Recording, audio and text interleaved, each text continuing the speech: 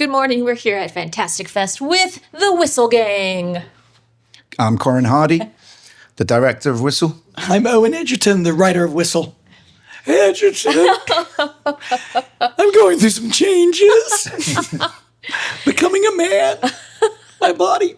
He's Owen He's Owen Egerton, the writer of Whistle. Thank you. Sorry, goodness. You whisper it to us, and then we'll say it out loud. And these guys don't have voices because they were in the Fantastic Fest debates. Owen is a hell of an announcer, and Corin carves a mean pumpkin. Thank you. Yeah, it was a most sort of peculiar and awesome night of my life. And it broke my cherry for Fantastic Fest, for sure. That was your first debates? This is my first Fantastic Fest, my first trip to Austin, and my first debate. Incredible. Welcome. That was a hell of a way to experience. Thank you. Well, you did an amazing job. Yeah, I was going to say, you were great too. Oh, yeah. Thank you. Appreciate that, guys. So I have not gotten to see this yet because they're keeping it very secret until it's the closing night film, which is very cool. Woo. So, Owen, you have a long history. This is your first time at Fantastic Fest. Owen, you have a long history with Fantastic Fest. What made this the perfect place to unleash Whistle into the world? Oh, well, I don't know if you know, but this is a horror film festival. Oh, do they do horror movies here? Yeah, and among other. It's not. It's actually they'll get on you. It's not all horror films because there's genre all over. It's interesting. It's like. I love how this film came together. I think Corin just made like a brilliant film. And so when I heard that it was going to be the closing night film of the 20th anniversary of Fantastic Fest, I giggled. I made like just a dream. I've been part of this community for 20 years, and it has been a community that's inspired me and thrilled me and showed me examples of like, oh, I want to do that, and I want to write that, and I want to be a part of something like that. But also, I not just what I want to do, but how I want to do it. Like really good people making films together and taking care of each other and speaking out for people who are, not, being oppressed by the state or by our culture. I think there's a beautiful collection and community of folks that celebrate film, they celebrate horror, and they celebrate genre, but they also celebrate empathy. So that's why Fantastic Fest is super close to my heart, and having the movie here is, I don't know, a dream come true is something people say a lot, but this is better than any dream I've had. Nightmare come true. Yeah, there we go. The sweetest nightmare come true. I love that for both of you. I love cursed objects, and I love when I get to see a horror movie that dives into a different type of lore or mythology than, we are actually in this, a room that looks like a chapel situation. So I think it's really cool. You came from The Nun and now going into Aztec lore and unleashing kind of, I don't know what, into the world, some Aztec beasts into the world. But can you talk to us a little bit about diving into that kind of a backstory? Sure. As a director, I'm always looking for fresh, simple and strong mythologies that, you haven't seen before. And I hadn't the knowledge of an Aztec death whistle. And I think I don't think there's a movie out there that I've seen that is based around that mythology. I think it gets mentioned in one of the last Ghostbusters movies. So when I read Owen's script, I was kind of amazed to find out on researching that this is a real thing. So this is a real historical object. And what's nice about it is there doesn't seem to be one fixed kind of mythology or belief. There's a lot of sort of suggestions. And so it's got a mystery surrounding it already. It's ancient. And it's, there's theories of, was it used for being blown as a battle cry going into war? Was it, it's used in some ritual or some sacrifice? It's been found in the hands of skeletons and in ruins. And so there was a nice opportunity to take something that has a real existing history to it, but also in our movie, it's very much sort of being stolen and put in the wrong hands of people who, shouldn't really be messing around with it. So we wanted to honor where it's from, but also we can sort of reimagine our own mythology here. I love it. Taking this object where we have this kind of mysterious, what was it used for, where is it from, and putting it in a very familiar setting in the hands of people that never should have touched it. Yes. Yeah.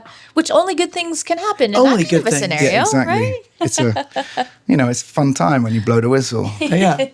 Thank God people make mistakes. It really gives opportunity for stories.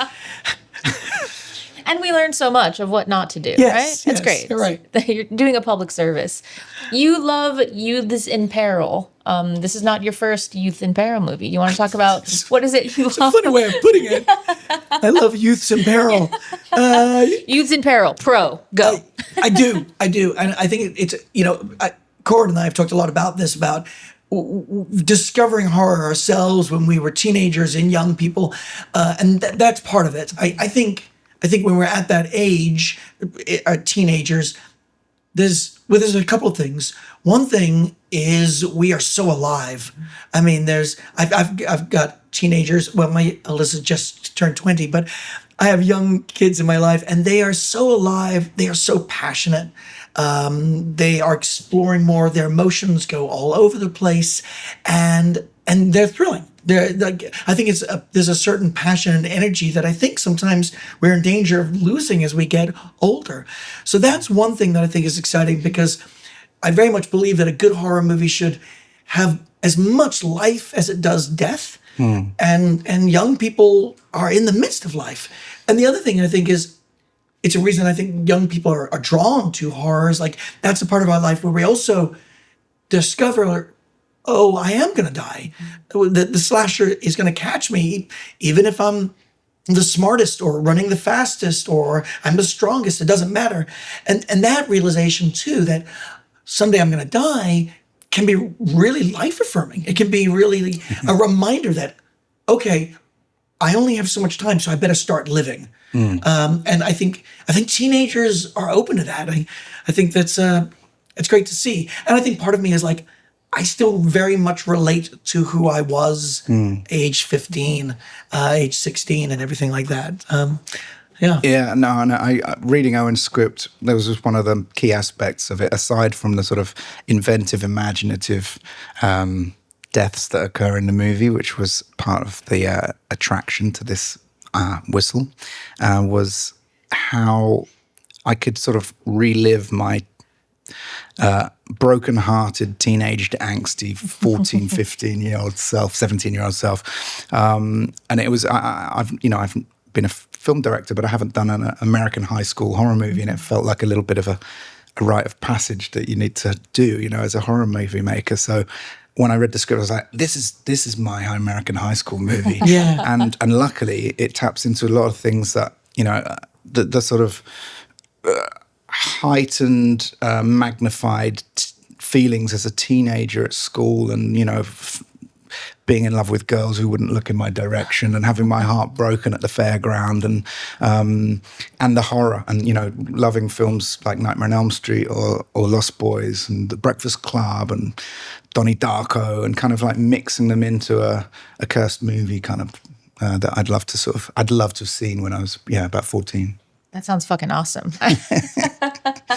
Also, I like that you guys mentioned everything is heightened when you're a teenager. Yeah. All, the good and the bad. It's like an insane roller coaster. And also, I think you're a little more likely to maybe make some bad decisions when you're a teenager. I know I did. Yeah.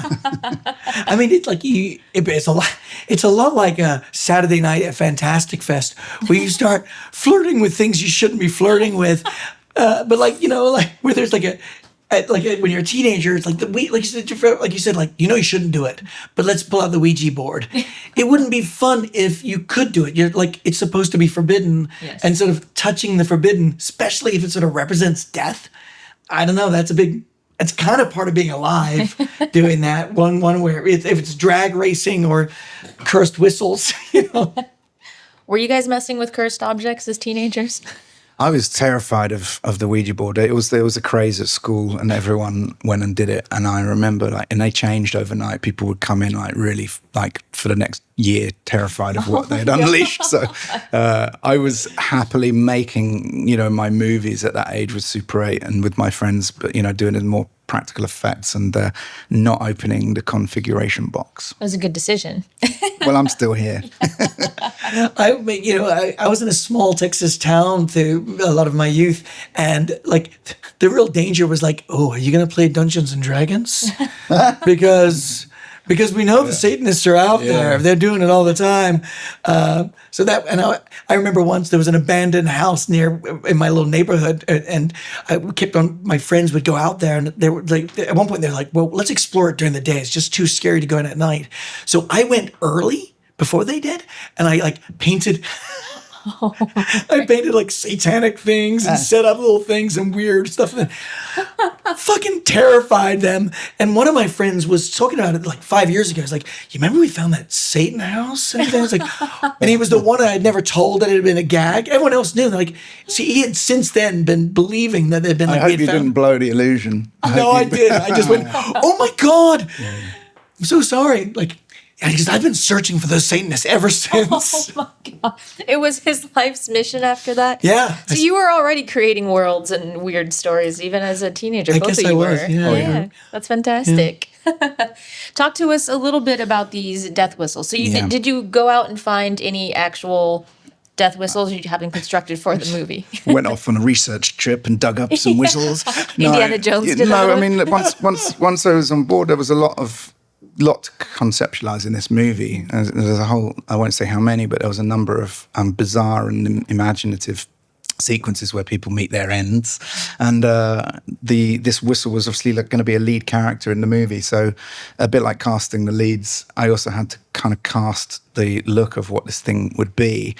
So we did a lot of research and looked at a lot of imagery. And there are, you know, a number of photographs of real death whistles that are beautiful and elegant and strange looking bone carvings or stone. They have this, you know, the way that they've been constructed, that means when you blow in them, the wind that goes through them emits this just terrifying shriek for real.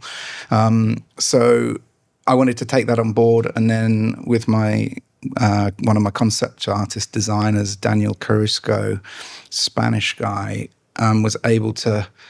We kind of maybe did 50 or 60 designs, and I was constantly like changing, because what I wanted was to achieve something a bit like a cast member who could have a very vacant persona under a certain light in a certain scene, but could also take on a much more malign look, or they could be almost like a presence that you could hold up in a close-up on the screen. And when you see it at the theatre, this thing has to be like taken up at least half the size of a cinema screen.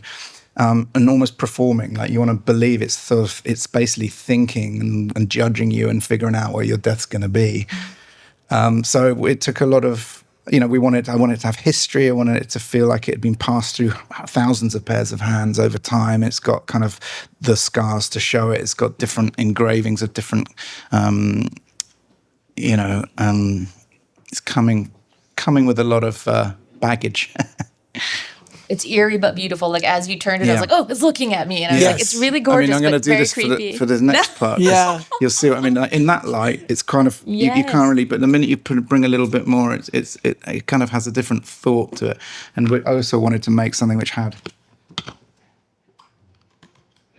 a little sort of like secret to it. Can you hold that towards the camera and show? That's awesome. So, I don't know if you can see that. That is so cool. Holy shit. How did you do the sound design on this? Like, how did you decide what exactly this whistle would sound like? Great, thanks for asking. Funnily enough, I think that's the first time we've been asked. Yeah. It's such a big part of it. Really? Sound design in this film, there's a lot of aspects to what I say is like a really strong, simple kind of mythology and concept for a movie that Owen captured. But, you know, with a death whistle that doesn't move and you know, is an object, it needs to embody, you know, this kind of thing that is responsible for potentially a lot of perishments. So the sound of... That's the fanciest way ever. A lot of perishments. I'm trying to talk around too many literary things here. But so the sound design of that, what the whistle sounded like, I mean, that, you know, first of all, I suppose I started with, you can get sort of replica whistles. And I was shocked at how creepy the sound it emitted made it. You know, it's almost like a bit like a fox at night that shrieks. It sounds like someone's being stabbed in an alleyway. Gets it right. It just makes the nerves in the back of your neck do weird tingly things. I would have one on set for like helping when I'm directing, you know, get reactions for certain moments or timings. Instead of, you know, hitting a clapperboard or clapping, I would blow the whistle, which most of the cast and crew were all a bit freaked out about. And then in the sound design, you know, I did all the sound design in Ireland. Really, really proud of it. And we had to like really, without spoiling it, the sound that makes is... Oh, I don't know. I want to spoil it, but what it's representing is again like a lot of history and a lot of taking of life. So we tried all sorts of wonderful experimental sound effects, from strange things like a tin can with a long thin piece of wood that if you move it, it's got a kind of like type sound to it, to kind of animal sounds and human noises. We recorded people screaming, playing them backwards. We recorded words, all sorts of stuff. So sound design in the movie and also the score I'm particularly proud of. I love that. I can't wait to hear it. And I can't wait to watch it. Congratulations, you guys. Thank you very much. Thanks so much. Look forward to... Are you going to blow it? Are you going to do the thing? Well, it's really up to you, man. I mean, I've always invited anyone to blow these things, but no one wants to, because what is going to actually set off after that? It's a bit like saying, do you want to look and play with this configuration box? You know? Right. Yeah. See, I watch horror movies, so I'm like, no, thank you. I'm good. Thank you so much. Yeah. But as a child of Fangoria, it's just super exciting. And I know Owen feels the same, to have another movie that is full of practical effects and lots of different makeup effects and gore and things like that to have in your magazine, which I subscribe to. Hell yes. Likewise. And you should too.